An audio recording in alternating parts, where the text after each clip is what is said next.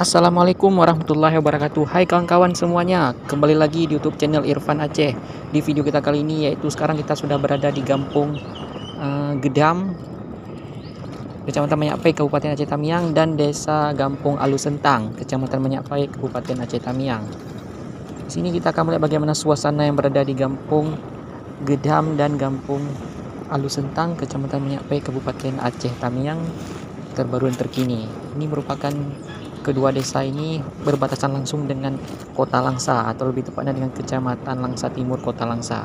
Jaraknya tidak jauh dengan Kota Langsa ya. Ini merupakan desa atau kampung di Aceh Tamiang yang secara langsung berbatasan langsung dengan Kota Langsa, dan jaraknya pun berada di ujung.